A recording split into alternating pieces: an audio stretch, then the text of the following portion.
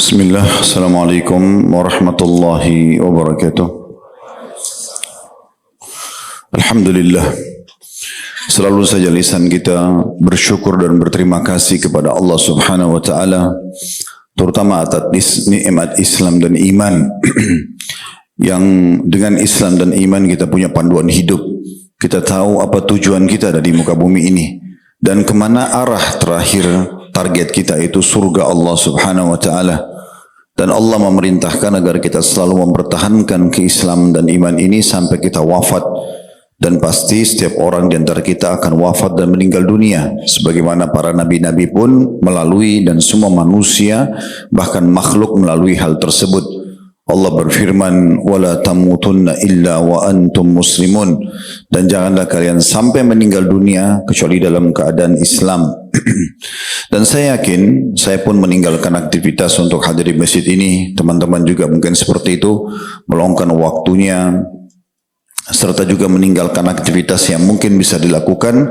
Kita berkumpul bersama-sama di majelis ilmu ini, sholat bersama-sama, dan mempelajari kisah orang-orang yang mulia dari para nabi. Semua tujuannya untuk memperdalam dan menguatkan Islam dan iman kita. Oleh karena itu kita harus mempertahankan dan menjadikan ini sebagai program hidup yang rutin kita lakukan, yaitu menuntut ilmu demi untuk mempertahankan Islam dan iman kita. Selanjutnya kita panjatkan salam hormat kita kepada guru semua orang-orang beriman, rujukan dan suri tauladan semua orang-orang yang ingin berprestasi dunia akhirat, Nabi besar Muhammad sallallahu alaihi wa alihi wa sahbihi wasallam, sebagaimana Allah telah perintahkan kita untuk mengucapkan salam hormat kepada beliau. Seperti biasa saudaraku seiman, di pekan kedua, Sabtu kedua, kita akan melanjutkan selang-seling antara kisah Nabi-Nabi yang mulia. Alhamdulillah kita sudah menyelesaikan 3 kisah Nabi, Nabi Adam, Nabi Idris dan Nabi Nuh alaihissalam. Dan kita akan masuk pada kesempatan ini Nabi dan Rasul yang keempat, yaitu Hud alaihissalam. Dan juga kita selingkan dengan kisah para sahabat Nabi Ridwanullahi alaihim yang memang kita sudah berada di jilid 4-nya dan sudah di kisah terakhir dari sahabat-sahabat Nabi laki-laki. Bila Allah Subhanahu wa Ta'ala mudahkan kita menyelesaikan, kita akan pindah ke kisah sahabiat-sahabiat Nabi. Setelah itu insya Allah kita akan terus lanjutkan dengan izin Allah Subhanahu wa Ta'ala ke kisah tabi'in, tabi'in. Termasuk kita akan membahas panjang lebar nanti kisah 4 orang imam yang masyhur. Bagaimana mereka bisa menjadi imam madhab dan siapa mereka sebenarnya. Bagaimana upaya mereka dalam menuntut ilmu dan bagaimana keikhlasan mereka. Maka dari sekian juta ulama, mereka-mereka inilah yang Allah tonjolkan madhabnya diikuti oleh banyak orang. Dan begitu seterusnya, kita usahakan menyelesaikan banyak biografi orang-orang yang kira-kira telah berhasil mendalami agama ini dan akhirnya mereka menyampaikan dan menjadi suri tauladan. Kesempatan ini teman-teman sekalian kita akan membahas Nabi yang mulia, satu dari Nabi-Nabi Allah, Hud alaihissalam. Kita kembali membahas kisah klasik.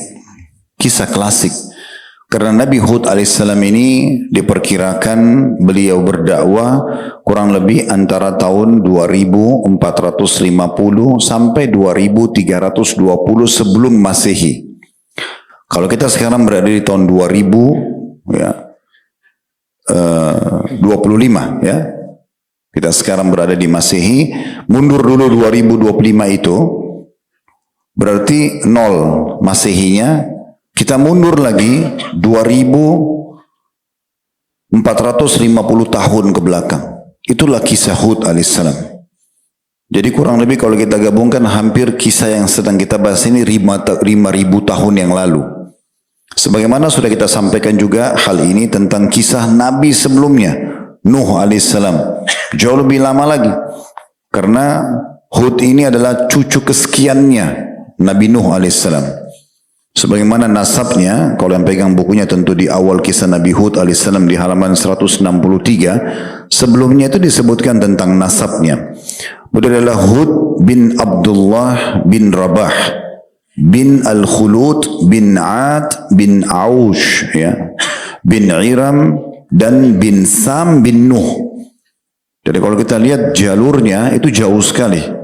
Nuh punya anak namanya Sam, Sam punya anak namanya Iram, Iram punya anak namanya Aus, Aus punya anak namanya Ad, Ad punya anak namanya Al-Khulud, Al-Khulud punya anak namanya Rabah, Rabah punya anak Abdullah, baru Hud. Jadi kisah yang cukup panjang jaraknya antara Nabi Nuh alaihissalam. Dan tentunya yang kita bahas ini adalah kisah nabi-nabi dan rasul yang tersebutkan namanya dalam Al-Quran. Pernah kita jelaskan di kisah Nabi Adam, Nabi Idris, Nabi Nuh, dan itu akan terus kita ingatkan. Bagaimana riwayat yang menyebutkan Nabi SAW untuk ditanya berapa jumlah nabi dan rasul, beliau mengatakan sekitar 124 ribu. Di antaranya adalah 313 rasul, riwayat lain 315 rasul, berarti jumlah rasul sangat sedikit. Jumlah nabi-nabi yang banyak. Dan sudah pernah kita jelaskan di kisah Nabi Nuh alaihissalam perbedaan nabi dan rasul dengan perselisihan ulama banyak sekali.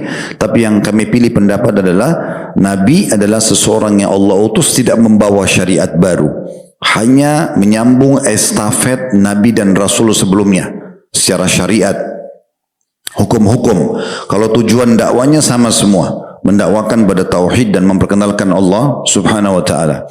Tapi kalau Rasul memang membawa syariat baru. Kalau kita hitung 124 ribu, itu jumlahnya banyak sekali. Di antaranya cuma 315 atau 313 Rasul. Berarti masih ada 123 ribu sekian nabi-nabi. Dan tidak semua disebutkan namanya dalam Al-Quran. Yang disebutkan hanya 25 nabi dan rasul saja. Kita imani semuanya apapun yang disampaikan oleh Nabi SAW, tapi yang kita fokus bahas adalah 25 nabi yang ada namanya. Sebagai contoh misalnya nabi yang tidak disebutkan namanya dalam Al-Quran, Nabi Khidir. Maka kita tidak akan temukan bahasannya secara khusus di buku para nabi-nabi dan rasul. Kalau dibahas 25 nabi dan rasul, padahal beliau seorang nabi. Dan tentu yang tidak disebutkan namanya sekali lagi kita tidak akan bahas. Jadi kita akan fokus membahas yang ada nama. Apakah di antara Nuh sama Hud ada nabi? Allahu a'lam. Kalau lihat jumlahnya kemungkinan besar iya. Tapi sekarang kita sedang bahas Nuh adalah rasul pertama bagi manusia, karena Idris adalah seorang nabi, Adam adalah seorang nabi. Tapi Nuh adalah seorang rasul, membawa syariat baru, tapi tetap melanjutkan estafet dakwah nabi-nabi dan rasul sebelumnya atau nabi sebelumnya. Nah, sama dengan Hud. Hud adalah seorang rasul, beliau membawa syariat baru yang menghapus syariat sebelumnya. Hud alaihissalam ini beliau diutus khusus untuk kaumnya, dikenal dengan kaum Ad. Kaum Ad, ya. Kaum Ad ini, teman-teman sekalian, adalah salah satu dari 9 suku Arab besar di muka bumi di saat itu. Sedikit saya reviewkan dulu supaya bisa nyambung bahasan kita. Jadi anak Nabi Nuh alaihissalam itu yang selamat bersama beliau di kapal ada 3. Yang selamat bersama beliau di kapal ada 3. Ada juga anaknya yang tenggelam. Sudah kita sebutkan namanya pada saat kisah Nabi Nuh alaihissalam adalah Kan'an. Nah, yang selamat adalah Sam, biasa orang-orang barat mengatakan Semit, ya. Kemudian Yafis dan juga Ham. Masing-masing dari 3 ini punya keturunan-keturunan yang sekarang menyebar di muka bumi. Karena sekarang ini tidak ada lagi keturunan manusia kecuali yang bersama dengan Nabi Nuh alaihissalam. Karena semuanya waktu itu yang kafir sudah diwafatkan oleh Allah SWT, tinggal yang beriman saja di kapal. Nah, kalau kita merucutkan ketiga anak Nabi Nuh ini, kita akan fokus dari Sam, Yafis dan Ham, kita akan fokus ke Samnya. Karena Sam ini nanti dari keturunannya keluar bangsa-bangsa yang sangat banyak, yang paling terkenal adalah 9. Di antaranya dari 9 itu adalah Assyria, disilakan dengan begitu, bangsa yang masyhur di negeri, ya, Irak. Suku-suku asli Irak itu dikenal dengan suku Assyria, wilayah Babilonia itu ya. Di Assyria, kemudian ada ini Assyria di Syria tepatnya, di Syria. Kemudian yang kedua di Irak Babilonia, yang kita nanti bahas kisah Nabi Ibrahim AS, beliau berdakwah di kaum Babylon, di wilayah Babilonia, negaranya Namrud. Nah itu dari keturunan Sam juga. Kemudian ada Venesia, dan ini berada di wilayah ada Venesia, ada Aram, dan ada Ibrani. Ini umumnya di wilayah negeri Syam, tepatnya di Palestina. Kemudian ada Habsyi, ya, yang An-Najashi, raja di masa Nabi SAW yang masuk Islam dan menyembuhkan Islamnya, ya, itu juga dari keturunan Sam. Dan orang-orang Arab, bangsa Arab itu dari turunan Sam. Jadi sebenarnya 9 bangsa ini berasal dari satu jalur nasab, itu dari keturunan Sam. Arab sendiri, kenapa kita bahas ini teman-teman sekalian? Karena kaum Ad, tempatnya Nabi Hud diutus ini adalah suku Arab. Jadi kalau suku Arab dipecah lagi banyak sukunya, diantaranya adalah Ad. Kaum Ad ini yang Nabi Hud diutus adalah salah satu daripada suku-suku Arab yang cukup besar dan terkenal di masa itu. Nah, Nabi Hud alaihissalam berdakwah ke suku Ad, dan mereka bangsa yang sangat besar, jumlahnya besar, dan Allah berikan kepada mereka kelebihan fisik dan kekuatan serta kecerdasan, ya, serta juga kekayaan. Ya, jadi mereka postur tubuhnya besar-besar, mereka juga tampan-tampan dan cantik-cantik. Allah berikan kelebihan begitu. Mereka bisa membangun bangunan-bangunan yang sangat besar. Mereka punya prajurit dan pasukan yang tidak pernah kalah berperang. Bahkan digambarkan dalam Al-Quran, nanti akan kita lihat, mereka itu kalau berperang mereka bengis sekali, sehingga tidak ada musuh yang bisa menang melawan mereka. Wilayah mereka dikenal dengan Al-Ahqaf. Ya, wilayah Al-Ahqaf ini di daerah Yaman, ya. Dan tentu kota, puing-puing kotanya ini sudah banyak ditelusuri para sejarawan dan ditemukan. Kalau yang pegang bukunya, di situ ada di halaman setelah 163 ada diberikan gambaran petahnya, ya. Di mana Ahqaf itu berada di kurang lebih di tengah-tengah jazirah Arab, pemukiman kaum Ad, dan ada di lembaran itu juga dipertemukan atau diperlihatkan puing-puing sisa bangunan mereka. Dan memang Allah Subhanahu wa taala kekalkan hal-hal yang seperti ini dengan tujuan supaya bisa menjadi pelajaran bagi manusia yang datang sesudahnya. Dan ini hal yang sangat penting teman-teman sekalian untuk kita garis bawahi baik-baik, ya. Saya berharap Allah Subhanahu wa taala membukakan hati dan pikiran kita, dimulai dari saya, baru kemudian Anda semuanya kaum muslimin yang mengikuti acara kita ini live ataupun siaran ulang. Kalau semua kisah-kisah yang kita sampaikan, 50 lebih sahabat Nabi yang sudah kita bedah, alhamdulillah, semoga Allah ikhlaskan niat. Sekarang kita sudah masuk ke kisah Nabi yang keempat dan akan terus berlanjut. Setelah Hud ada Saleh, ada Syuaib, ada nabi-nabi. Kita bahas ini bukan hanya sekedar kita kenang kisah klasik, tetapi ada pesan penting. Perlu Anda ketahui, kisah manusia yang sebenarnya adalah kisah para nabi-nabi dan kaumnya. Tidak usah cari kisah manusia yang lain. Akhirnya nanti seseorang akan terarahkan pada informasi yang salah. Seperti kasus teori Darwin yang mengatakan manusia dari kera, dan banyak pengikutnya. Gitu kan? Mereka banyak menyebarkan kedustaan di tengah-tengah manusia, dan banyak juga orang yang percaya. Karena mereka tidak mengikuti kisah para nabi-nabi. Kalau mau tahu tentang kisah kita yang sebenarnya adalah kisah nabi-nabi dan rasul. Oleh karena itu mempelajari mereka adalah batu pertama loncatan kita untuk melanjutkan estafet kehidupan manusia. Disitulah kita tahu sebenarnya siapa kita sebagai manusia, apa tujuan kita hidup, dan bagaimana tidak akan pernah berubah sistem yang Allah sebutkan dalam Al-Quran, walan tajida di sunnatillahi tabdila.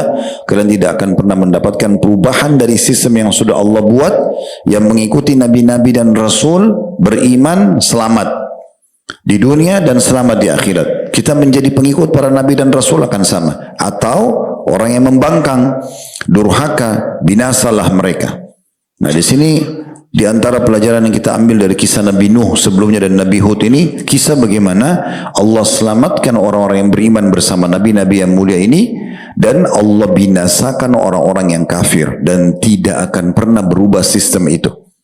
Siapa yang ikuti nabi-nabi dan rasul akan selamat, punya panduan hidup. Siapa yang kufur akan binasa. Clear. Ya. Ini semua nabi-nabi yang kita pelajari sesudahnya, terutama yang kaumnya binasakan oleh Allah. Nanti ada kaum Saleh, kaumnya Nabi Saleh, kaum Thamud, ya, ada Nabi Shu'aib di negeri Madian. Kemudian ada Namrud di Babilonia di masa Nabi Ibrahim alaihissalam, Fir'aun di masa Nabi Musa alaihissalam.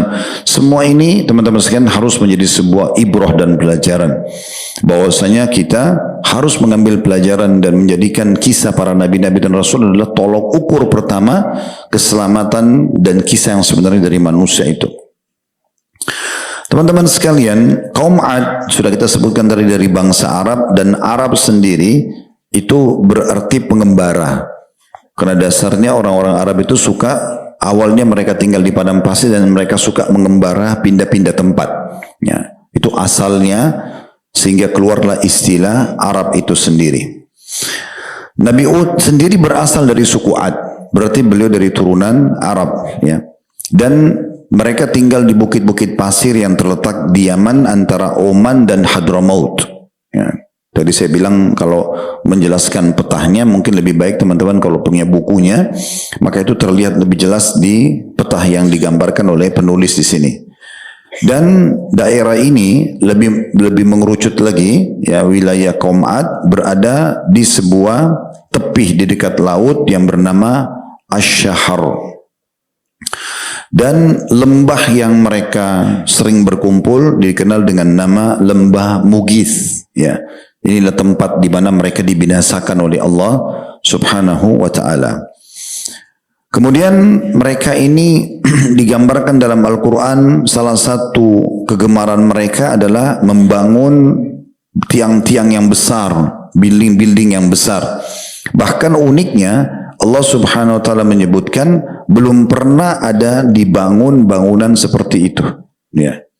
Di dalam surah Al-Fajr, surah nomor 89 ayat 7 sampai ayat 6 sampai ayat 7, alam tara kaifa fa'ala rabbuka bi'ad irama dzatil imad.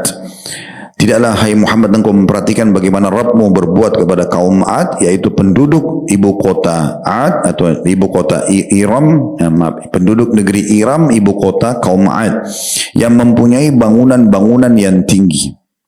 Dalam jutaan ayat allati lam yukhlaq mithluha fil bilad, yang belum pernah dibangun seperti bangunan itu pun di negeri-negeri. Kita tidak tahu apakah bangunannya ini bahkan menyaingi bangunan-bangunan kita sekarang, kita tidak tahu. Sebagian ilmuwan ada yang penasaran. Karena Nabi Adam alaihissalam dikatakan diajarkan kepadanya segala sesuatu, kalau masih ingat ya. Jadi kita pernah membahas dan menyinggung di kisah Nabi Adam alaihissalam. Kalau anda lihat sering muncul manusia dulu dianggap purbakala, mereka tidak tahu berpakaian, mereka tidak tahu ilmu pengetahuan, itu terbantah dengan kisah Nabi Adam alaihissalam. Terbantah secara total.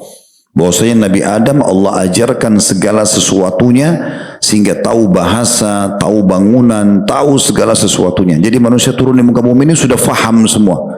Sekarang cuma perkembangannya saja. Jadi terbantahkan. Makanya saya bilang awal kisah manusia itu dari kisah para nabi-nabi, teman. Kalau kita nggak cari dari kisah para nabi, kita akan sesat nanti, nggak ngerti. Ya, bayangkan kalau kita manusia, kita bayangkan purbakala, berarti Nabi Adam pun purbakala, tidak punya pakaian. Padahal digambarkan Nabi Adam manusia Allah ciptakan bahkan mengetahui hal-hal yang malaikat tidak ketahui. Ya, kita sudah pernah panjang lebar jelaskan tentang masalah itu. Firman Allah SWT, wa 'allama Adam al-asma'a kullah. Allah mengajarkan Adam nama segala sesuatunya. Sekata sebagian ulama tafsir, nama semua malaikat, nama semua benda-benda di langit, nama semua benda-benda di bumi, semuanya Nabi Adam alaihissalam tahu. Maka ini poin-poin penting harus diketahui. Kemudian teman-teman sekalian, penulis juga sempat menyinggung tentang istilah, karena ini yang bahas adalah bangsa Arab, ada diistilahkan dengan Arab Aribah dan Arab Musta'ribah. Ini sedikit kita jelaskan. Kalau masyarakat bangsa Arab sekarang, ya, yang berasal dari sebelum Nabi Ismail alaihissalam, dikenal dengan Arab Aribah. Ya. Dan ini sangat banyak.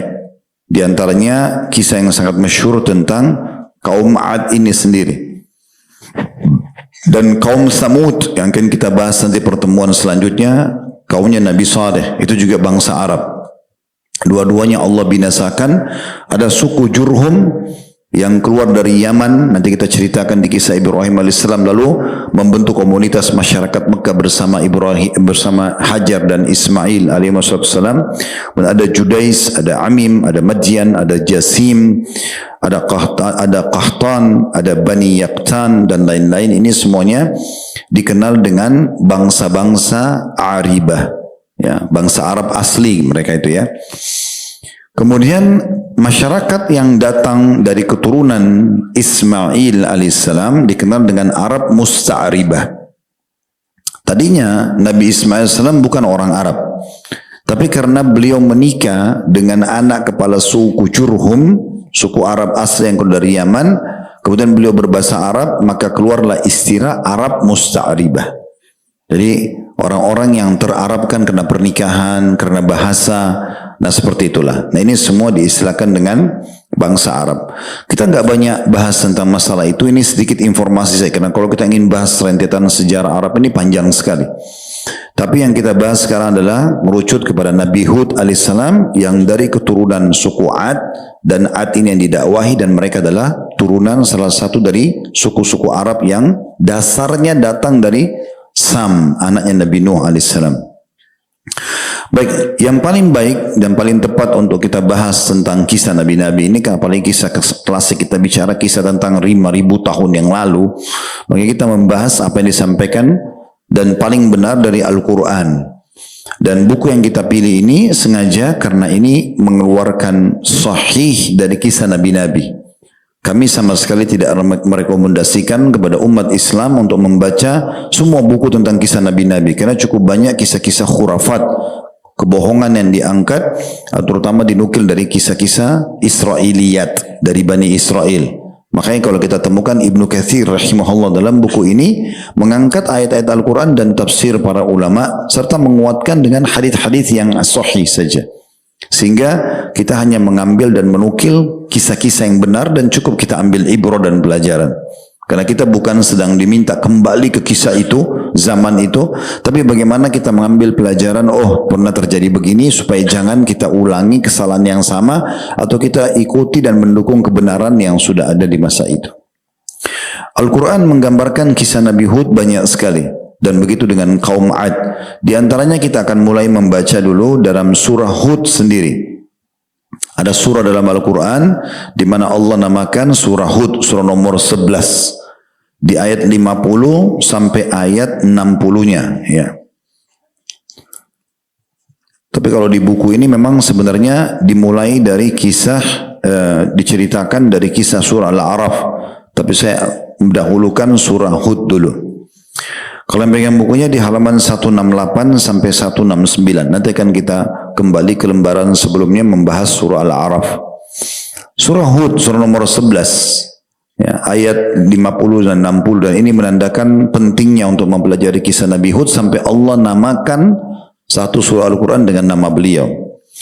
Bunyinya wa ila adin akhahum huda qala ya qaumi ibudullaha ma lakum min ilahin ghairu in antum illa muftarun ya qaumi la as'alukum alaihi ajran in ajriya illa ala alladhi fatarani afala ta'qilun ya wa ya qaumi istaghfiru rabbakum thumma tubu ilayhi yursilis samaa alaikum midrara wa yazidkum quwwatan ila quwwatikum wa la tatawallu mujrimin.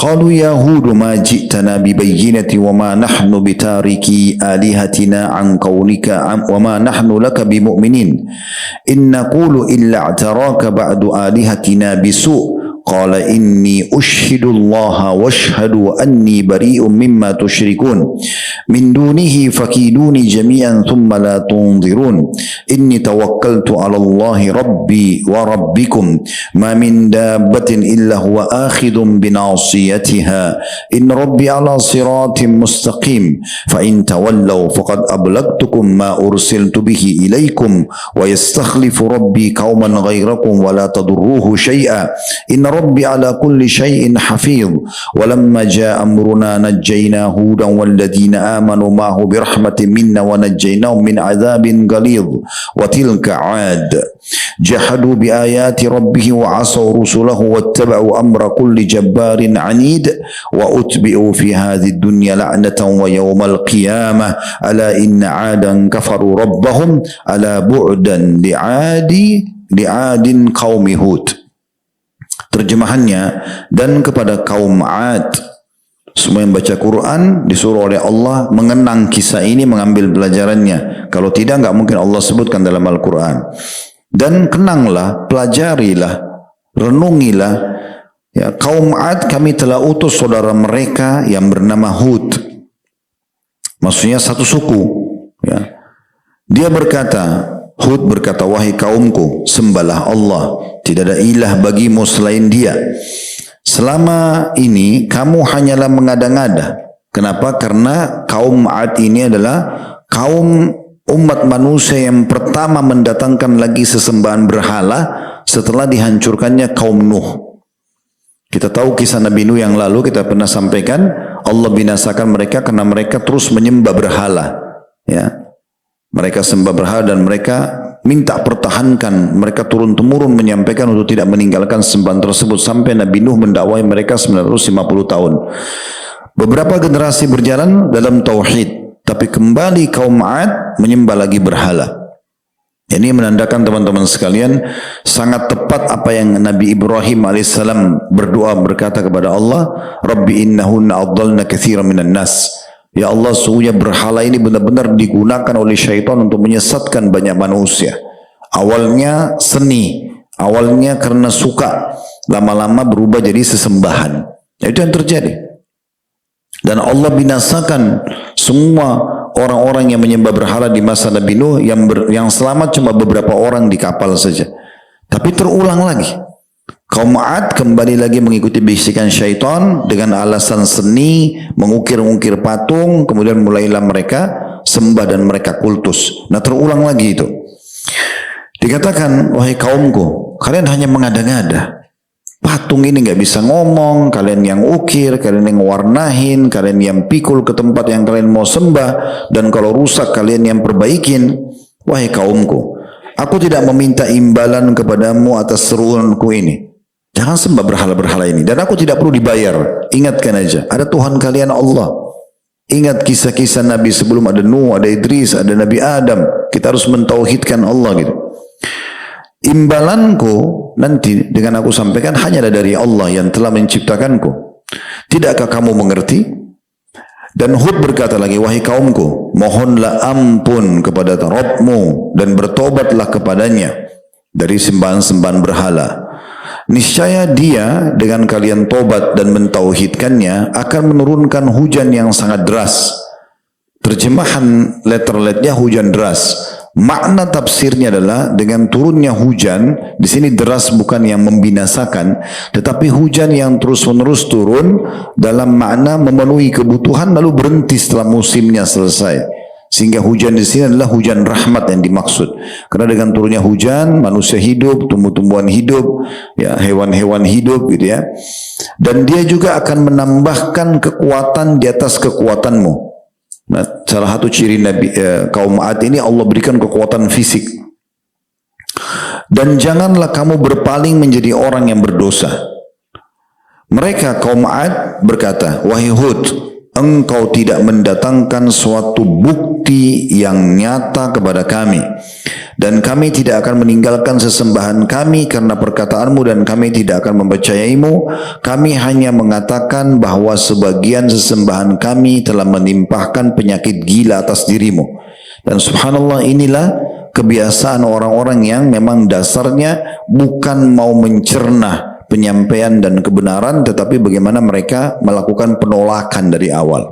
Di masa kita ada begitu. Orang-orang yang kita ingatkan salah, nggak boleh, Allah larang, sudahlah, ya kita tidak percaya, tidak peduli, itu ada. Bahkan kadang-kadang dianggap orang yang tegas dengan agama, ini orang garis keras, ini orang gila atau semasanya. Itu sudah terjadi di kisah klasik dulu. Ya. Lalu Hud berkata, sesungguhnya aku bersaksi kepada Allah dan saksikanlah bahwa aku berlepas diri dari apa yang kamu persekutukan dengan yang lain. Sebab itu jalankanlah semua tipu dayamu terhadapku dan jangan kamu tunda lagi. Maksudnya Nabi Hud di sini mirip kisah Nabi Nuh kalau antum ingat. Nabi Nuh juga sama. Waktu kaumnya menolak terus dakwanya, tauhidnya, maka Nabi Nuh menantang mereka. Sebagaimana Nabi Hud menantang mereka. Kalian mengaku punya kekuatan fisik, punya kecerdasan, punya militer yang tidak terkalahkan. Coba lawan saya satu orang sendiri dengan semua kekuatan kalian. Jadi Nabi Hud menantang. Ini salah satu mukjizat yang Allah berikan kepada beliau gitu ya. Sebab itu jalankanlah semua tipu dayamu terhadapku dan jangan kamu tunda lagi. Sesungguhnya aku bertawakal kepada Allah Rabbku dan Rabbmu. Kalian mau buat tipu daya, aku akan menyerahkan urusanku kepada Allah yang dia penciptaku dan pencipta kalian. Tiada atau tidak satupun makhluk bergerak yang bernyawa melainkan dialah yang memegang ubun-ubunnya atau menguasainya. Sungguh Rabbku di jalan yang lurus atau adil. Maka jika kamu berpaling, tidak mau dengar dakwah ini, sungguh aku telah menyampaikan kepadamu apa yang menjadi tugasku sebagai Rasul kepadamu. Dan Rabbku akan mengganti kamu dengan kaum yang lain. Kalau kalian menolak silahkan. Tapi saya sudah lepas tanggung jawab depan hari kiamat dan ketahuilah kalian akan dibinasakan. Allah gantikan nanti kaum yang lain lalu Allah uji lagi. Beriman enggak? Enggak beriman dibinasakan lagi. Yang beriman diselamatkan. Begitu terus sampai menjelang hari kiamat. Dikatakan dan Rabbku akan mengganti kamu dengan kaum yang lain sedang kamu tidak dapat mendatangkan mudarat kepada Allah atau kepadanya sedikit pun. Sesungguhnya Rabbku maha memelihara atau pemelihara segala sesuatu. Dan ketika azab kami datang, Allah bilang, maka kami selamatkan Hud dan orang-orang yang beriman bersama dia dengan rahmat kami. Kami selamatkan pula mereka di akhirat dari azab yang berat.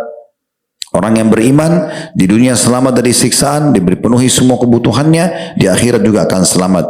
Dan itulah kisah kaum 'Ad yang mengingkari tanda-tanda kekuasaan Rabb.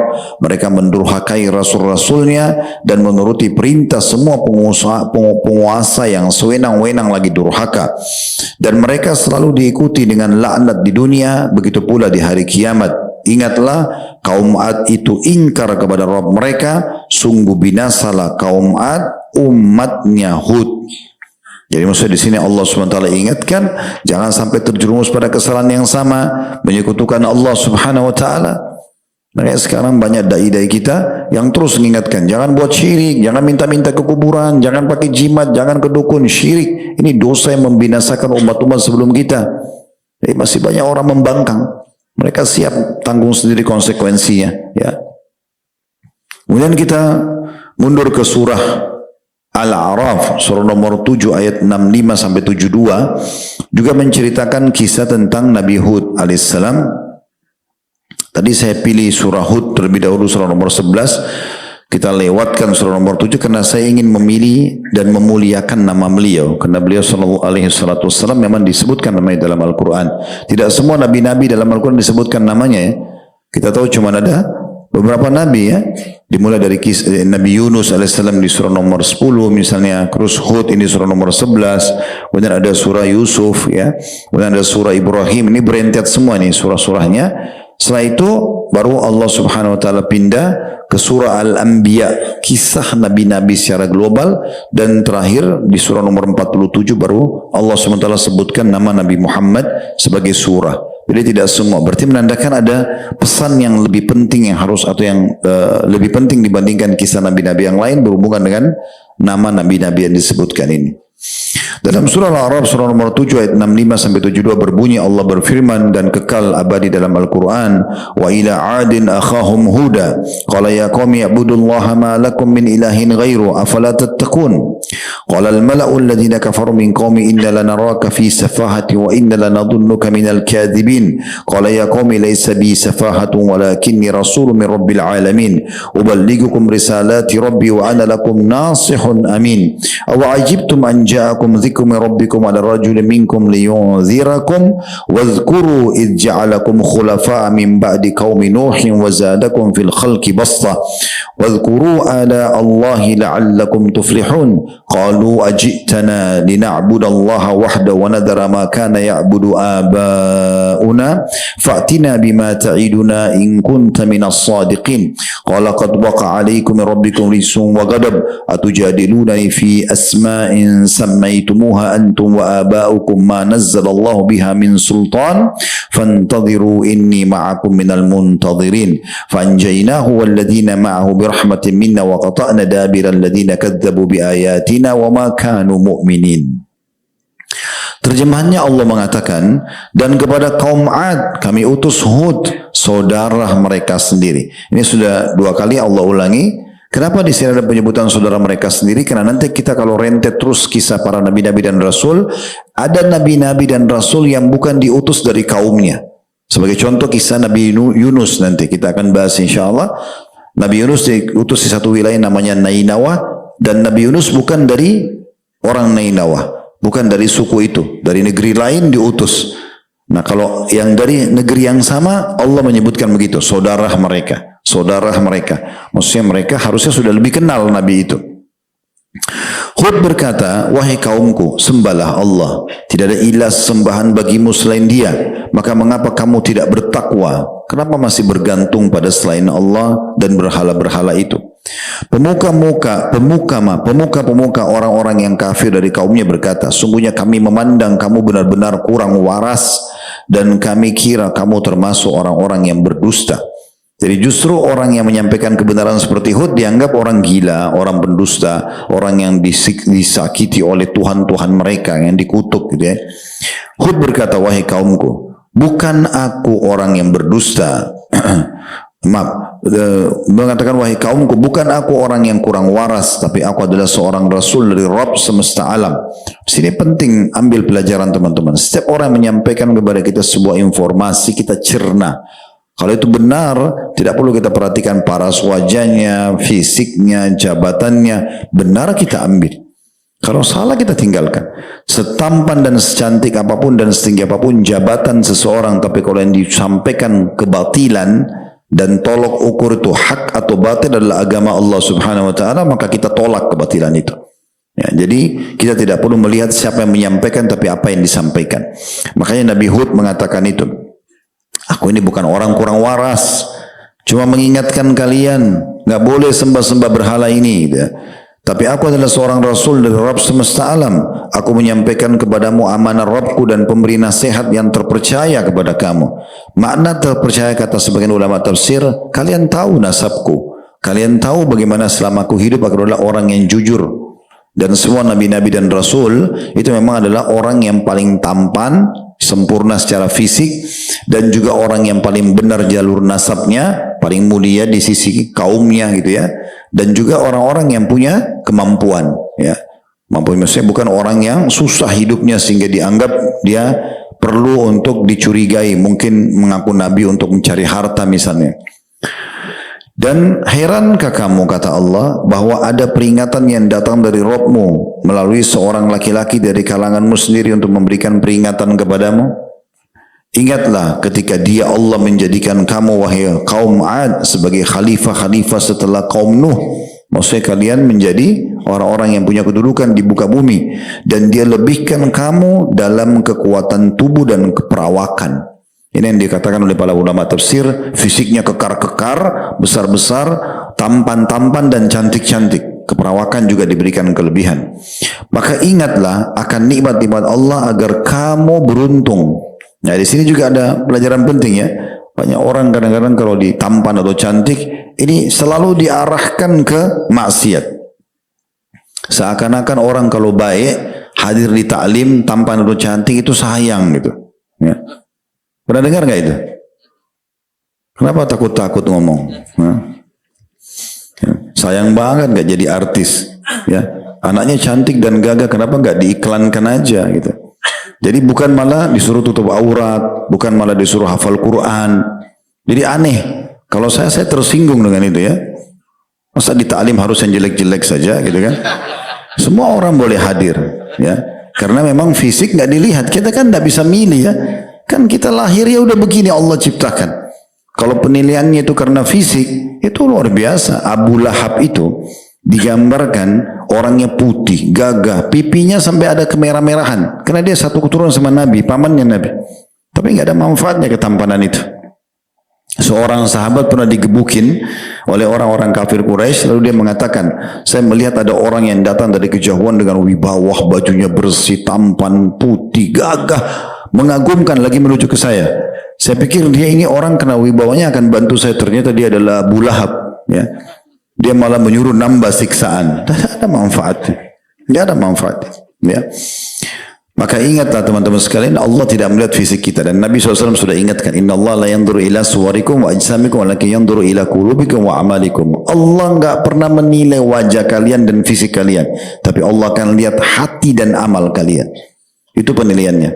Ya, jadi tidak usah khawatir dengan masalah kekurangan fisik atau fars wajah, tidak ada hubungannya. Yang buat itu adalah Allah. Tugas kita menunggangi itu untuk taat kepadanya. Selesai. Dikatakan maka ingatlah akan nikmat-nikmat Allah agar kamu beruntung. Mereka berkata, kaum Ad, apakah kedatanganmu kepada kami hai Hud, ya, agar kami hanya menyembah Allah saja dan meninggalkan apa yang selama ini atau biasa disembah oleh nenek moyang kami? Maka buktikanlah ancamanmu kepada kami jika kamu benar. Nah ini kaum Ad tidak mau mencerna apa yang Nabi Hud sampaikan. Sudah enggak minta bayaran. Terus kemudian diajarin agar meninggalkan berhala-berhala dengan rasional, tidak ada manfaatnya, nggak bisa bicara, nggak bisa memberikan apa-apa. Tapi mereka tetap tidak mau, bahkan mereka menantang Nabi Hud, dan ini berbahaya ya. Tantangan-tantangan para nabi begini, kalau mereka nggak sabar, mereka mengiyakan dan berdoa sama Allah, terjadi sebagaimana Allah hukum kaum Ad yang kita lihat nanti, dahsyat sekali hukuman dan siksaan yang datang kepada mereka. Hud berkata, sungguh kebencian dan kemurkaan dari Rabb akan menimpa kamu. Maksudnya kalau kamu tetap dalam kekufuran. Apakah kamu hendak berbantah denganku tentang nama-nama berhala yang kamu dan nenek moyangmu buat-buat sendiri? Padahal Allah tidak menurunkan keterangan untuk itu. Jika demikian, tunggulah. Sesungguhnya aku pun bersamamu termasuk orang yang menunggu. Maksudnya nanti Allah akan buktikan. Maka kami selamatkan, kata Allah, Hud dan orang-orang yang bersamanya dengan rahmat kami, dan kami musnahkan sampai ke akar-akarnya orang-orang yang mendustakan ayat-ayat kami. Mereka bukanlah orang-orang yang beriman. Makna sampai ke akar-akarnya adalah Allah binasakan kaum Hud. Nanti akan kita bahas di bagaimana Allah siksa mereka. Angin didatangkan, Allah terbangkan mereka, lalu Allah jatuhkan sampai kepalanya putus. Siksaan yang luar biasa. Ya, luar biasa siksaannya. Dan Allah hancurkan mereka sampai ke tulang-tulangnya, hancur semua. Sampai digambarkan seperti pohon kurma yang sudah lapuk, gitu kan? Dan tidak ada satupun yang tersisa hidup, kecuali yang beriman saja. Itu yang maksud sini Allah mengatakan, dan kami hancurkan sampai ke akar-akarnya. Nanti akan kita bahas teman-teman sekalian, salah satu pelajaran penting kita ambil, hati-hati dari azabnya Allah. Jangan dianggap remeh. Karena Allah itu kalau menyiksa, alimun syadid, sakit dan keras gitu ya. Jadi jangan selalu dianggap remeh. Nanti akan kita bahas masalah itu setelah kita selesaikan membahas dulu ayat-ayat mulia dari Al-Quran berhubungan dengan masalah ini. Selanjutnya surah Al-Mu'minun juga menceritakan kisah tentang Nabi Hud dan kaumnya. Surah nomor 23 ayat 31 sampai ayat 41. Yang bunyinya surah Al-Mu'minun ayat 31 sampai 41, "Tsumma ansha'na min ba'dihim qarnan akharin fa arsalna fihim rasulan minhum an i'budullaha ma lakum min ilahin ghairuhu afala tattaqun wa qala al-mala'u min qaumihi alladhina kafaru wa kadzabu bi liqa'il akhirati wa atrafnahum fil hayati dunya ma hadha illa basharun mithlukum ya'kulu mimma ta'kuluna minhu wa yashrabu mimma tashrabun wa la in ata'tum basharan mithlakum innakum idhan la khasirun aya'idukum annakum idza mittum wa kuntum turaban wa idaman annakum mukhrajun hayhata hayhata lima tu'adun in hiya illa hayatuna ad-dunya namutu wa nahya wa ma nahnu bimab'utsin in huwa illa rajulun iftara 'ala Allahi kadhiba wa ma nahnu lahu bimu'minin qala rabbi ansurni bima kadzabun qala amma qalilin la yusbihunna nadimin fa akhadathum as-sayhatu bil haqqi faja'alnahum ghusaa fabu'dan lil qaumidh zalimin. Terjemahannya, kemudian setelah mereka, kami menciptakan umat yang lain, maksudnya kaum Ad.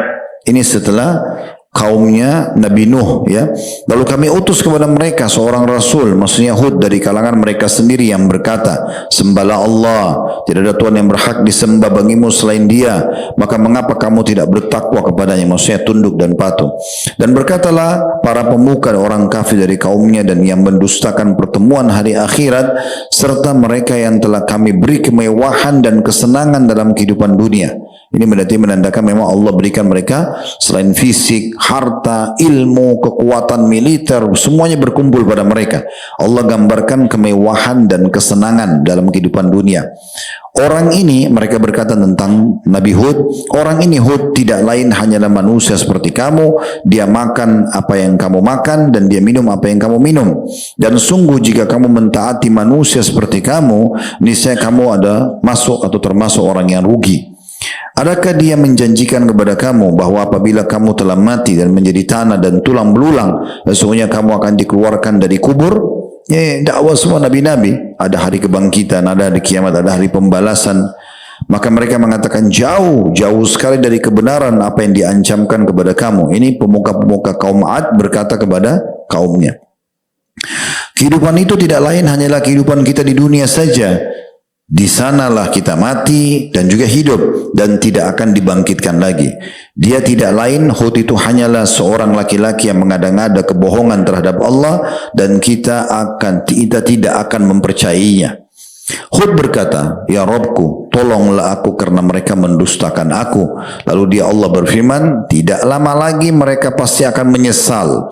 Lalu mereka benar-benar dimusnahkan oleh suara yang mengguntur dan kami jadikan mereka seperti sampah yang dibawa banjir.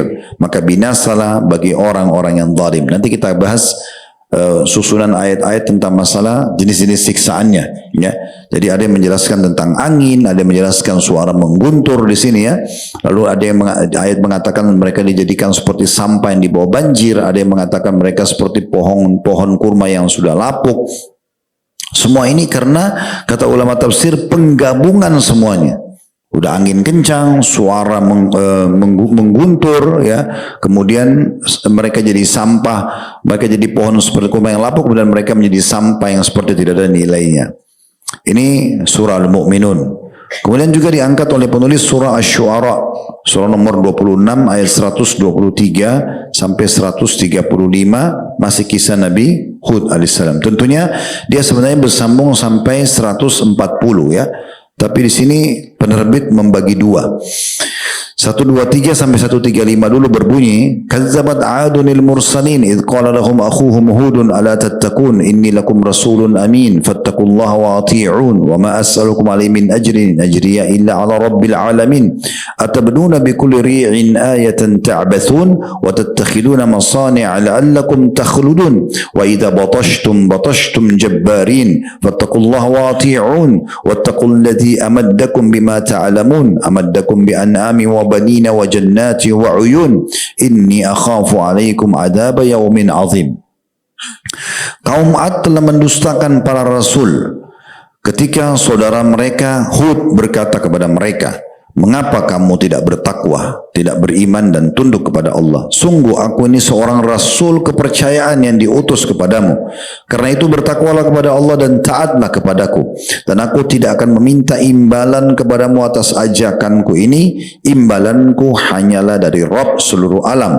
Apakah kamu mendirikan istana-istana pada setiap tanah yang tinggi untuk kemegahan tanpa ditempati? Ini salah satu ciri mereka. Selain fisiknya, keperawakannya semua sempurna, mereka suka bangun bangunan-bangunan tinggi dan memperbanyak bangunan walaupun tidak dihuni, gitu ya. Dan kamu membuat benteng-benteng dengan harapan kamu hidup kekal. Dan apabila kamu menyiksa, berperang, maka kamu lakukan dengan kejam dan bengis. Ini ciri-ciri mereka. Maka bertakwalah kepada Allah dan taatlah kepadaku, dan tetaplah kamu bertakwa kepadanya. N-nya besar kata ganti Allah, yang telah menganugerahkan kepadamu apa yang kamu ketahui. Dia Allah telah menganugerahkan kepadamu hewan ternak dan anak-anak, juga kebun-kebun dan mata air. Sesungguhnya aku takut kamu akan ditimpa adab yang di hari yang besar. Ini menandakan di ayat ini dalam surah Syura 123 sampai 135 lebih banyak menyebutkan tentang ciri daripada dan kegiatan kaum Ad itu sendiri. Lanjutannya 136 sampai 160 di penerbit ini dipisahin supaya tidak terlalu panjang ayatnya. Maka qalu sawa'un 'alaina aw 'azta am lam takum minal wa'idin in hadha illa khuluqul awwalin wa ma nahnu bimu'adzabin fakadzabuhu fa ahlaknahum inna fi dhalika laayatan wa ma kana aktsaruhum mu'minin wa inna rabbaka lahuwal azizur rahim. Mereka menjawab, sama saja bagi kami hai Hud, apakah engkau memberikan nasihat atau tidak memberikan nasihat? Agama kami ini tidak lain hanyalah adat kebiasaan orang-orang terdahulu dan kami sama sekali tidak akan diazab. Maka mereka mendustakan Hud lalu kami binasakan mereka. Sungguh pada demikian itu terdapat tanda-tanda kekuasaan Allah, tapi kebanyakan mereka tidak beriman. Dan sungguh Rabbmu dialah yang maha perkasa lagi maha penyayang. Maksudnya harusnya diambil pelajaran. Nanti kita kalau rentet lagi kisah Nabi setelah Hud, gitu kan? Seperti kisah Nabi Saleh yang juga sama. Kaumnya kaum Tsamud. Kaum dari turunan Arab juga. Waktunya tidak terlalu jauh dengan Nabi kaum Ad. Tetap aja mereka kufur. Makanya saya bilang teman-teman, kisah-kisah ini kita ambil pelajaran. Jangan terjerumus di kesalahan yang sama. Karena hukumannya akan sama. Beriman justru sama balasannya. Akan selamat dan bahagia. Ya. Sudah pernah kita singgung Abu Bakar, Umar, Uthman, Ali radhiyallahu anhum jamain khulafaur rasyidin yang menjadi raja-raja kaum muslimin dan dikenang kisahnya sepanjang masa. Ini kalau bukan karena Islam tidak ada yang kenal. Di Mekah tidak akan dikenal. Tapi mereka mulia justru karena keislaman dan keimanan. Dan begitulah orang yang menjadikan Islam dan iman sebagai pegangannya pasti akan mulia. Sebagaimana Allah muliakan orang-orang sebelum kita. Orang yang membangkang, orang yang meragukan akan terhina. Orang-orang kafir, orang munafik, itu semua pasti terhina. Dan binasa mereka kalau mereka tidak segera kembali ke jalan Allah subhanahu wa ta'ala. Kemudian surah Fussilat, ini 2 ayat saja, surah nomor 41 ayat 15 dan 16. Di mana Allah SWT menggambarkan فَأَمَّا عَادٌ فَاسْتَكْبَرُوا فِي الْأَرْضِ بِغَيْرِ الْحَقِّ وَقَالُوا مَنْ أَشَدُّ مِنَّا قُوَّةً أَوَلَمْ يَرَوْا أَنَّ اللَّهَ الَّذِي خَلَقَهُمْ هُوَ أَشَدُّ منهم قُوَّةً وَكَانُوا بِآيَاتِنَا يَجْحَدُونَ فَأَرْسَلْنَا عَلَيْهِمْ رِيحًا صَرْصَرًا فِي أَيَّامٍ نَحِسَاتٍ لِنُذِيقَهُمْ عَذَابَ الْخِزْيِ فِي الْحَيَاةِ الدُّنْيَا وَلَعَذَابُ الْآخِرَةِ أَخْزَىٰ وَهُمْ لَا يُنصَرُونَ. Maka adapun kaum Ad, mereka menyombongkan diri di muka bumi. Ini salah satu ciri mereka juga. Tadi sudah digambarkan di ayat sebelumnya, mereka kalau berperang mereka bengis dan kejam, ya, memutilasi musuh, memotong-motong badannya, pokoknya menyiksa dengan sangat kejam. Di sini digambarkan mereka pun setelah itu menyombongkan diri. Maka adapun kaum Ad, mereka menyombongkan diri di bumi tanpa mengindahkan kebenaran dan mereka suka berkata, siapakah yang lebih hebat kekuatannya daripada kami? Karena mereka enggak pernah kalah dalam perang. Maka dalam dakwah Nabi Hud Allah sampaikan, tidakkah mereka memperhatikan bahwa sungguhnya Allah yang menciptakan mereka, dia lebih hebat kekuatannya dari mereka? Dan mereka telah mengingkari tanda-tanda kebesaran kami dan kami tiupkan angin yang sangat bergemuruh kepada mereka dalam beberapa hari yang nahas. Nanti jelaskan makna nahas itu di siksa-siksa yang menimpa mereka, ya. Karena kami ingin mereka itu merasakan siksaan yang menghinakan dalam kehidupan di dunia, sedangkan azab akhirat pasti lebih menghinakan dan mereka tidak diberi pertolongan. Kata sebagian ulama, nanti akan kita gambarkan bagaimana dahsyatnya Allah menyiksa mereka, itu karena mereka memang juga kalau menyiksa manusia sama. Ya, al-jaza min jinsil amal kaidahnya. Balasan akan sesuai dengan perbuatan seseorang. Antum suka gosipin orang, antum akan digosipin orang. Antum kasar sama orang, antum akan dikasari. Antum lembut dan baik sama orang, orang juga akan lembut dan baik. Itu sudah sistem, nggak akan berubah itu, ya, nggak akan berubah. Maka seperti itu balasannya. Jadi jangan sampai kita berpikir karena kita punya power, kita bisa menyiksa orang, kita bisa menzalimi. Akan datang nanti sistem yang Allah sudah buat, kita akan terbalas dengan hal yang sama, bahkan mungkin lebih dahsyat daripada itu. Oleh karena itu kita sebenarnya bukan bermuamalah dengan manusia. Ini cuma sebab saja. Tapi kita sedang bermuamalah dengan zat pencipta Allah yang mengatur semua kehidupan ini. Kemudian juga ada dalam surah Al-Ahqaf. Nah, Ahqaf ini nama wilayah mereka. Jadi kisah Nabi Hud ini diceritakan atas nama Nabi Hud, surahnya nomor 11. Juga atas nama wilayahnya mereka, Al-Ahqaf tadi. Kalau yang pegang bukunya di peta terus besar itu Al-Ahqaf. Titiknya ada di antara Hadramaut dengan Oman. Itu Allah namakan. Dan kota ini masih ada. Orang kalau lewat masih bisa lihat puing-puing peninggalan kaum Ad di sana. Allah namakan surah Al-Ahqaf. Surah nomor 46 ayat 21 sampai 25 juga masih menggambarkan kisah mereka. واذكر أخا عاد إذ أنذر قوم بالأحقاف وقد خلت النذر من بين يديه ومن خلفه ألا تعبدوا إلا الله إني أخاف عليكم عذاب يوم عظيم قال وجئتنا لتأفكنا عن آلهتنا فأتنا بما تعيدنا إن كنت من الصادقين قال إنما العلم عند الله وأبلغكم ما أرسلت به ولكني أراكم قوما تجهلون فلما رأوه عارضا مستقبل أوديتهم قالوا هذا عارض ممطرنا بل هو ما استعجلتم به ريح فيها عذاب أليم. Dan ingatlah Hud, saudaranya kaum Ad, yaitu ketika dia mengingatkan kaumnya tentang bukit-bukit pasir, dan sungguhnya telah berlalu beberapa orang memberi peringatan sebelumnya dan setelahnya dengan berkata, janganlah kamu menyembah selain Allah, aku sungguh khawatir nanti kamu ditimpakan azab yang besar. Dari sini ada sebuah poin penting menggambarkan tentang wilayah mereka, itu wilayah bukit-bukit pasir. Dan juga di sini ada penyampaian Allah, dan telah berlalu beberapa orang pemberi peringatan sebelum dan setelahnya. Berarti memang bukan mustahil sebelum Nabi Hud ada nabi-nabi yang diutus oleh Allah Subhanahu wa taala, tapi belum ada rasul. Karena rasul yang kedua diutus pada manusia setelah Nuh adalah Hud.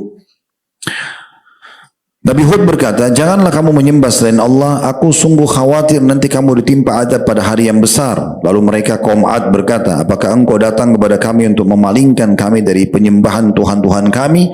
Maka datangkanlah kepada kami azab yang telah engkau ancamkan kepada kami jika engkau termasuk orang-orang yang benar. Hud berkata alaihissalam, sesungguhnya ilmu tentang datangnya azab itu hanya pada Allah, dan aku hanya menyampaikan kepadamu apa yang diwahyukan kepadaku. Tapi aku melihat kamu adalah kaum yang suka berlaku bodoh. Maksudnya menolak sebelum mencerna gitu ya. Maka ketika mereka melihat azab itu berupa awan yang menuju ke lembah mereka, tadi sudah kita sebutkan nama lembahnya Mughith ya. Mereka berkata, inilah awan yang akan menurunkan hujan buat kami. Jadi mereka sebelum Allah siksa, maka Allah datangkan peceklik. Mereka kehabisan air sama sekali. Akhirnya tidak bermanfaat lagi fisik mereka, paras wajah mereka, postur tubuh mereka, kekuatan mereka karena kehabisan air. Tumbuh-tumbuhan mereka banyak yang kering, hewan-hewan mereka banyak yang mati. Maka mereka kehabisan ide karena tidak ada air sama sekali. Nah waktu itu mereka berharap turun hujan. Lalu karena mereka dalam kondisi begitu masih menantang Nabi Hud, datangkan siksa, mana yang kamu ancaman pada kami? Nabi sudah ingatkan, ini sudah peceklik loh, ini peringatan dari Allah. Mereka nggak mau dengar. Maka Allah datangkan awan yang mirip seperti awan mendung, ya, mendung persis begitu kayak mau turun hujan, biasa gelap langit. Nah mereka bilang, ini hujan sudah mau turun buat kami. Maka Allah mengatakan, bukan, tetapi itu adalah azab yang kamu minta agar disegerakan datangnya, yaitu angin yang mengandung azab yang pedih, yang menghancurkan segala sesuatu dengan perintah Rabb-nya, sehingga mereka kaum Ad menjadi tidak tampak lagi di bumi kecuali hanya bekas-bekas tempat tinggal mereka. Demikianlah kami memberi balasan kepada kaum yang berdosa. Nanti ini juga akan kita jelaskan tentang bagaimana Nabi SAW kalau melihat awan, beliau khawatir sekali. Pokoknya kalau sudah mendung, sebelum turun hujan, Nabi gelisah sampai hujan turun. Karena beliau khawatir sekali, jangan ini ancaman seperti yang datang kepada kaum Ad. Nanti akan kita jelaskan itu. Kita selesaikan dulu sisa beberapa ayat di mana Allah menggambarkan tentang kaum Ad ini. Di antaranya surah Az-Zariyat surah nomor 51, 2 ayat 41 sampai 42. Wa fi 'adin id arsalna 'alaihimur rihal aqim ma tadharu min syai'in atat 'alaihi illa ja'alathu karramim. Dan juga kenanglah kisah kaum Ad ketika kami kirimkan kepada mereka angin yang membinasakan. Angin itu tidak membiarkan suatu apapun yang dilandahnya, bahkan dijadikannya seperti serbuk. Semuanya hancur dengan angin itu. Demikian pula Allah gambarkan dalam surah An-Najm, surah nomor 53, di 5 ayat, 50 sampai 55. وأنه أهلك عادا الأولى وثمود فما أبقى وقوم نوح من قبل إنهم كانوا هم أظلم وأطغى والمؤتفكة أهوى فغشاها ما غشا فبأي آلاء ربك تتمارى.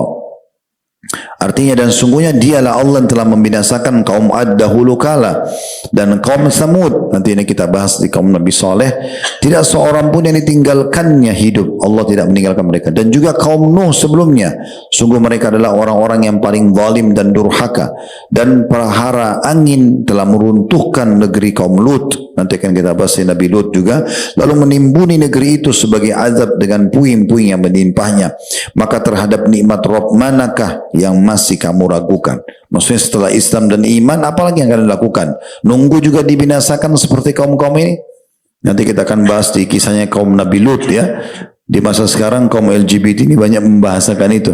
Mana terbukti itu kaum Lut disiksa. Kalau kita kan tidak disiksa sampai sekarang. Lucunya mereka tunggu disiksa dulu baru, oh iya ya ternyata disiksa. Nunggu itu. Itu kan kebodohan namanya. Tidak ambil dari pelajaran orang-orang sebelumnya gitu ya.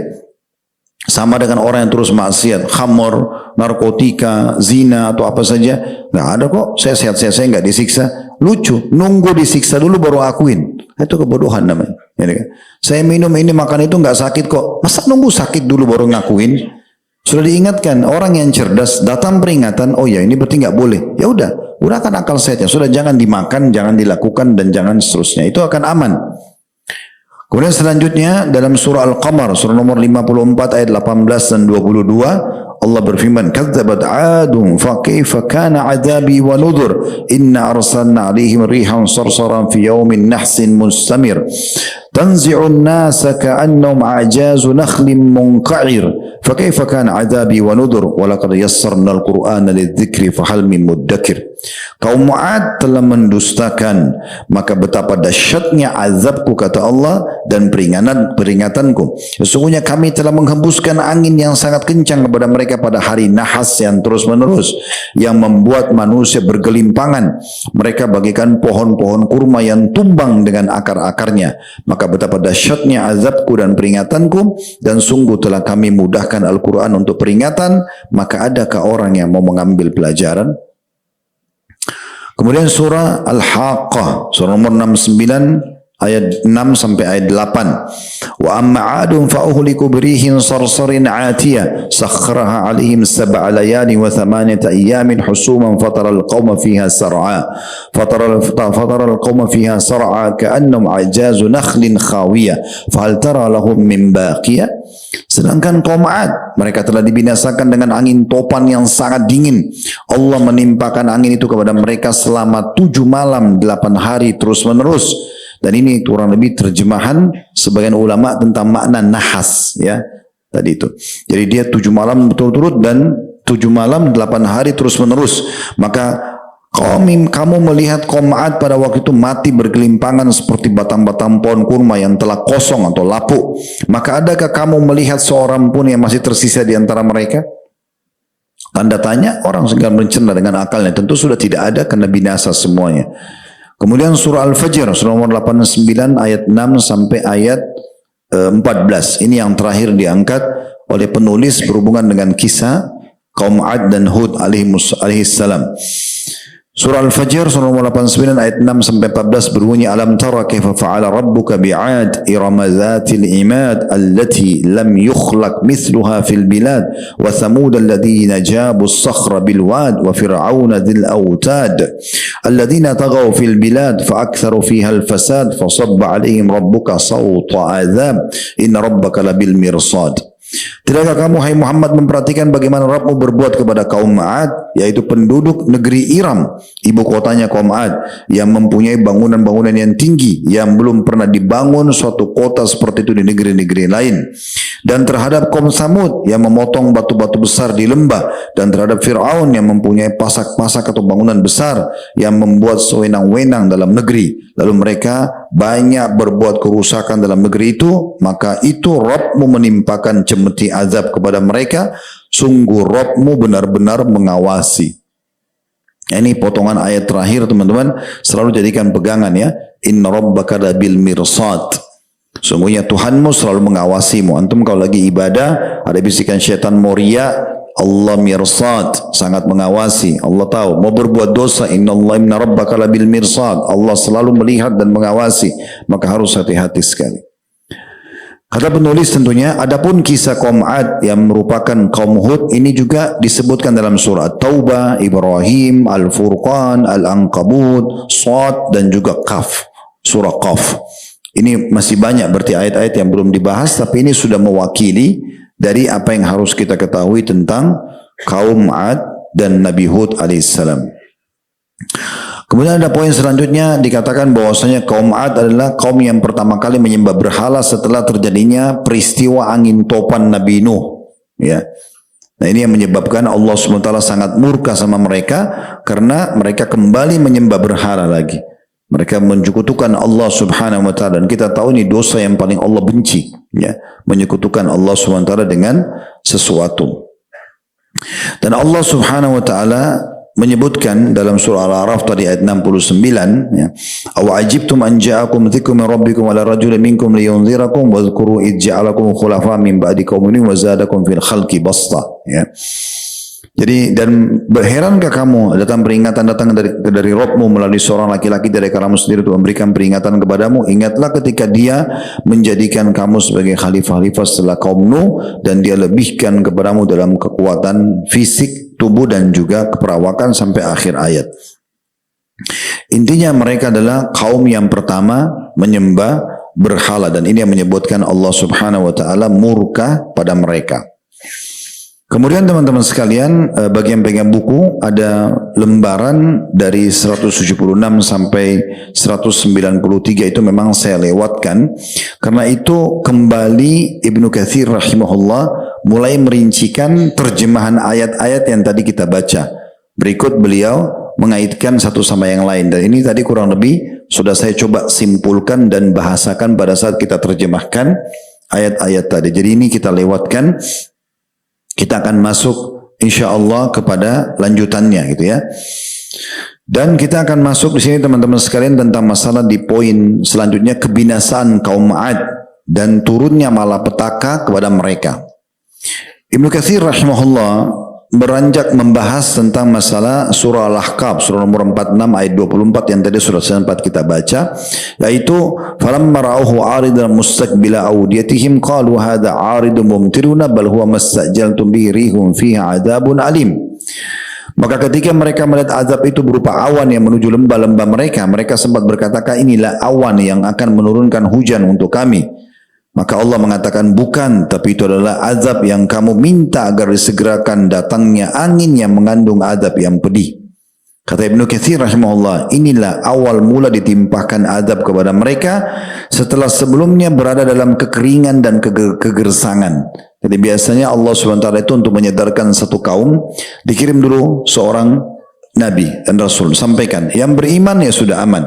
Kalau mereka yang memungkiri, ditegakkan hujah. Allah berfirman, ini loh bukti-buktinya, dicontohkan bukti penciptaan alam pada dirinya. Dia tidak mau terima, datang peringatan-peringatan lain lagi. Seperti contoh misalnya datangnya ujian-ujian yang mereka tidak bisa lepas darinya. Penyakit yang merata, misalnya peceklik yang juga merata. Akhirnya mereka ngerucut kepada poin mereka harus meminta tolong. Kalau tidak nggak bisa. Nanti kita bahas di kisah Nabi Musa alaihissalam, Fir'aun, sungai Nil, Allah ubah dari darah, kemudian mereka cari jalan, lempar tumbal di sungai Nil, mereka mohon kepada dukun-dukunnya, gak pernah bisa. Ujung-ujungnya satu penasihat Fir'aun bilang, kita sudah lakukan semua, tinggal satu yang belum minta pada Tuhannya Musa. Hanya mereka ngerucut tuh, minta kepada Musa agar berdoa sama Allah diselamatkan dan berjanji kalau selamat maka akan beriman. Ternyata Musa berdoa depan Fir'aun dan selamat. Oh, sombong lagi. Ini kebetulan aja berarti. Atau ini sihirnya Musa. Allah datangkan katak lagi, penuh satu negeri Mesir. Nah, sama lagi kejadiannya. Allah datangkan serangga-serangga yang menghabiskan semua hasil panen mereka. Ujian demi ujian mereka selalu tepis saja. Nah, seperti itu keadaannya. Nah, Nabi kaum Hud, kaum Ad ini Allah sengaja datangkan. Mereka kan merasa kuat, mereka pintar. Lalu Allah datangkan satu ujian, kegersangan. Tidak ada air. Semua sumber mata air Allah tutup, habis semua, kering. Kalau tidak ada air cuma 2-3 hari. Orang kalau tidak makan, seminggu pun mungkin masih bisa tahan asal dia minum. Kalau orang tidak minum bagaimana? Susah gitu ya. Kalau kita minum aja air, betul kita lapar, tapi kalau minum air saja masih aman. Kalau sudah air nggak ada gimana caranya? Akhirnya mereka mau tidak mau, mereka harus kembali kepada Nabi Hud. Nabi Hud sudah ingatkan, kembali kepada Allah. Kalau tidak nanti datang azab loh. Nggak mau, tetap bangkang. Tetap tidak mau. Nah Allah datangkan awan, lalu mereka pikir, ini buktinya hujan mau turun. Maka Nabi Hud sudah ingatkan, bukan, ini azab. Hati-hati ya. Mereka tidak mau, mereka tetap menunggu air hujan itu. Nabi Hud dan kaumnya beriman dikeluarkan oleh Allah dari negeri itu, lalu Allah binasakan mereka. Lalu mereka memohon siraman air, setelah itu mereka melihat gumpalan dari langit, mereka mengira itu adalah awan hujan sebagai rahmat bagi mereka, padahal itu adalah azab yang pedih untuk mereka. Dan ini kata Ibnu Katsir adalah sesuai dengan permintaan mereka. Di antaranya Al-Ahqaf ayat 22, fa'tina bima ta'iduna in kunta minas sadiqin. Ya datangkan saja ya siksa yang kamu ancamkan kepada kami itu, hai Hud, gitu ya. Seakan-akan mereka mengatakan kalau engkau termasuk orang-orang yang jujur, orang-orang yang jujur. Baik, di sini kita masuk kepada jenis siksaannya. Yang rinciannya itu di dalamnya di halaman 199 Allah rincikan, walaupun ayat tadi sudah kita baca ya. Tapi di sini dikerucutkan oleh Ibnu Katsir, surah Al-Haqqah ayat 7, surah nomor 69, sakharaha alaihim sab'a layali wa thamaniyata ayyamin husuma fataral qauma fiha sar'a ka'annahum a'jazu nakhlin khawiyah. Allah menimpakan angin itu kepada mereka selama 7 malam 8 hari terus menerus. Maka kamu melihat kaum Ad pada waktu itu mati bergelimpangan seperti batang-batang pohon kurma yang telah kosong ataupun lapuk. Mungkin ada yang berkata, Ustaz kenapa enggak sehari aja? Allah subhanahu wa ta'ala ingin menunjukkan pada mereka ya, sehingga mereka bukan langsung Allah matikan dalam hitungan detik. Sebenarnya bisa saja Allah hukum hitungan detik habis semua. Seperti kita bisa lihat kalau gempa bumi ya, gempa bumi terjadi terus tiba-tiba hitungan detik ada bangunan rubuh, ada orang mati tiba-tiba. Tapi ada yang Allah selamatkan supaya dia bisa lihat, oh ini ambil pelajaran. Tapi kaum Ad, Allah SWT biarkan mati berapa orang dulu di hari pertama, di paginya, di siangnya, di sorenya, di malamnya. Tapi angin non-stop. Besok pagi mereka dalam kondisi mereka kedinginan, ada yang sembunyi di dekat gunung-gunung, lalu mereka pagi hari lihat itu gelimpangan yang lainnya, lalu mereka juga dikena lagi angin itu sampai habis semua. Tujuannya sampai yang terakhir mati tetap melihat siksa itu. Ya, jadi salah satu hikmahnya. Dan di saat itu mereka menyesal, ada yang menyesal tapi tidak manfaat lagi. Ya, penyesalan di saat azab sudah menimpa itu sudah tidak ada gunanya. Ya. Kemudian dikatakan oleh Ibnu Katsir, artinya angin yang sangat dingin dan kencang itu berhembus secara terus-menerus dan berkelanjutan. Lalu Allah bilang di lanjutan ayat atau di ayat 7 tadi Al-Haqqah, fataral qauma fiha sar'a ka'annahum a'jazu nakhlin khawiyah. Maka kamu lihat kaum Ad pada waktu itu mati bergelimpangan seperti batang-batang kurma yang telah kosong atau lapuk. Mereka diserupakan dengan batang pohon kurma yang tidak berkepala. Ya, yang lapuk itu berarti batang kurma itu ditebas bagian atasnya, tidak ada, tinggal batangnya saja. Yaitu digambarkan, kata Ibnu Katsir, karena angin tersebut datang dan menerpa seseorang hingga menerbangkannya ke udara, kemudian menjatuhkannya dengan posisi terjungkir sehingga kepalanya mengenai tanah lebih dulu dan terpisah dari tubuhnya hingga yang tersisa hanya badan tanpa kepala. Itu jenis siksaannya. Azab yang diterima oleh kaum Ad ini disebutkan juga dalam Al-Quran sebagaimana Allah berfirman dalam Al-Qamar, surah Al-Qamar, surah nomor 54 ayat 19, Inna arsalna alaihim rihan sarsaran fi yaumin nahsin mustamir. Sesungguhnya kami telah menghembuskan angin yang sangat kencang kepada mereka pada hari nahas yang terus menerus. Yaitu pada hari nahas ketika Allah SWT menimpakan azab secara terus menerus dan tidak terputus-putus. Maksudnya nahas itu berarti non-stop, 24 jam, anginnya sama kencangnya, suaranya sama, dan per detiknya selalu ada orang yang meninggal di depan yang lainnya, sehingga mereka melihatnya. Ada juga tentu tambahan penjelasan ulama tentang masalah agar mereka merasakan siksa yang pedih. Jadi kena angin, kedinginan, sekali menggigil, mereka sampai tidak tahan lagi, tidak bisa makan, tidak bisa minum, tidak bisa tidur, tersiksa, baru mereka mati habis itu. Nah, seperti itu terus jenis siksaannya. Dikatakan dalam surah Al-Qamar ayat 20, tanzi'un nasa ka'annum ajazu nakhlin munka'ir, yang membuat manusia bergelimpangan, mereka bagikan pohon-pohon kurma yang tumbang dengan akar-akarnya. Kata Ibnu Katsir rahimahullah, orang yang berpendapat bahwa hari nahas yang terus-menerus adalah hari Rabu, ada sebagian orang menganggap Rabu hari sial ya, dan yakin dengan pendapat itu berarti dia telah melakukan kesalahan dan menyalahi Al-Quran. Karena dalam firman Allah, فَأَرْسَلْنَا عَلَيْهِمْ رِيحًا صَرْصَرًا فِي أَيَّامٍ نَحِسَاتٍ, dan kami tiupkan angin yang bergemuruh pada mereka pada beberapa hari yang nahas ya. Maksudnya beberapa hari yang terus menerus, jadi bukan hari Rabu. Karena tidak boleh kita berkeyakinan ada waktu yang sial ya. Nah, di Indonesia ini ada sebagian wilayah kadang-kadang menganggap hari Selasa sial misalnya ya, atau tanggal tertentu sial. Itu tidak ada dalam prinsip orang Islam, ya harus kita hilangkan. Makanya kata Nabi SAW dalam hadis qudsi, hadis sahih, Allah berfirman, "La tasubud dahr fa innid dahr." Jangan kalian menyalah-nyalahkan waktu, ya, karena aku adalah penciptanya. Jadi jelas tidak ada namanya hari sial. Yang ada adalah hari lebih baik daripada hari yang lain, iya. Tapi hari sial itu nggak ada. Ya. Kemudian Ibnu Katsir mengatakan, sebagaimana diketahui bersama, angin itu berlangsung selama 8 hari berturut-turut. Seandainya kesialan itu hanya terjadi pada hari-hari sendi tertentu, berarti seluruh hari dipenuhi dengan kesialan. Hal itu jelas diungkapkan, tidak diungkapkan oleh seorang pun, tapi yang dimaksud adalah ayyamin nahisat, atau yakni kesialan atas diri mereka. Kemudian juga dikatakan wa fi 'adin id arsalna 'alaihimur rihal aqim. Ini salah satu jenis siksaannya, Az-Zariyat ayat 41, dan juga pada kaum 'Ad kami kirimkan kepada mereka angin yang membinasakan. Berarti angin di sini ada dua ya. Ada angin yang menghembus untuk rahmat karena rahmat Allah ya, dan juga ada angin yang membinasakan.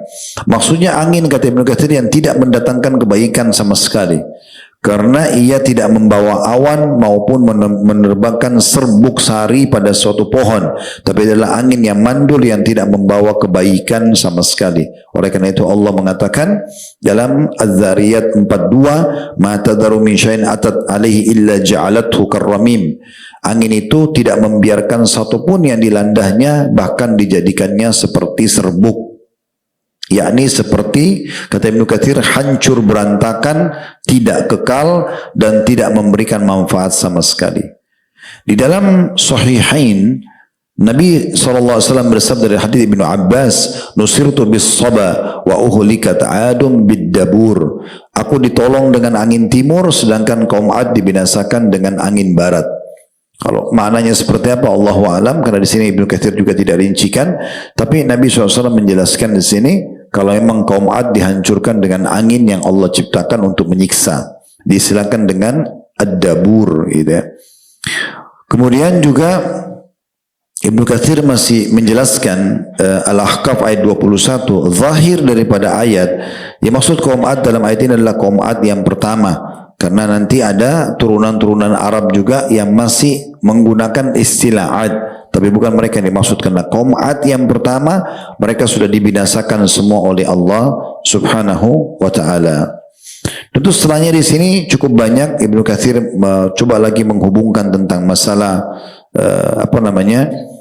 ayat-ayat Al-Quran dan bagaimana angin itu datang, sebab-sebabnya, karena mereka mengatakan siapa yang lebih kuat dari kami gitu ya. Itu semua sudah disebutkan. Intinya teman-teman sekalian, di akhir penutupan kisah Nabi Hud alaihissalam, Allah Subhanahu wa taala membinasakan kaum 'Ad secara total kecuali yang beriman saja. Kita akan sebutkan sekarang manaqibnya Nabi Hud alaihissalam atau keutamaan beliau. Kita simpulkan di beberapa poin. Dan tidak terlalu banyak kisah yang kita sampaikan karena memang kita hanya menukil yang sahih dari kisah-kisah ini. Yang pertama, beliau adalah salah satu dari Rasul yang diutus oleh Allah SWT, dan beliau adalah Rasul kedua untuk manusia setelah Nuh, yang kita katakan Nuh adalah Rasul yang pertama. Yang kedua, beliau diutus untuk kaumnya. Karena ada kaum-kaum, ada nabi-nabi dan rasul yang diutus untuk selain kaumnya. Tadi sudah kita sebutkan, salah satu namanya adalah Nabi Yunus alaihissalam, kita bahas di kisahnya. Yang ketiga, beliau adalah salah satu rasul yang telah Allah selamatkan dari kaumnya dan kaumnya dibinasakan oleh Allah Subhanahu wa taala karena mereka termasuk kaum yang pertama menyembah berhala setelah kaum Nuh yang Allah binasakan. Yang keempat, beliau berdakwah di jalan Allah sampai titik darah penghabisan, sampai terakhir.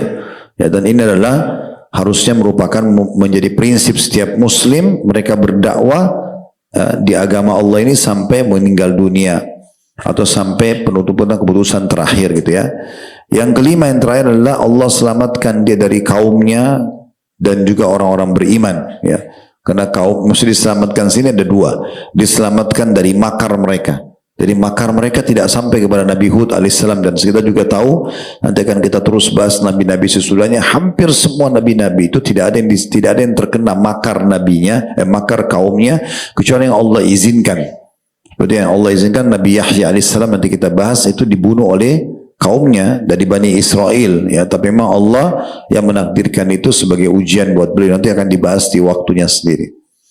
Sekarang kita masuk ke inti daripada semua bahasan kita, yaitu pelajaran yang bisa diambil dari kisah Nabi yang mulia ini. Yang pertama teman-teman sekalian, adanya para nabi dan rasul yang Allah utus. Ini pelajaran. Dan inilah tolok ukur pertama ya, atau asas daripada kita mempelajari kisah manusia. Para nabi dan rasul ini adalah manusia-manusia yang mulia. Mereka orang yang paling sempurna secara fisik. Tidak ada nabi dan rasul satupun yang cacat fisik. Semuanya sempurna. Semuanya dari kalangan laki-laki, tampan-tampan, tubuhnya kekar, kulitnya bersih. Semuanya orang-orang yang sempurna.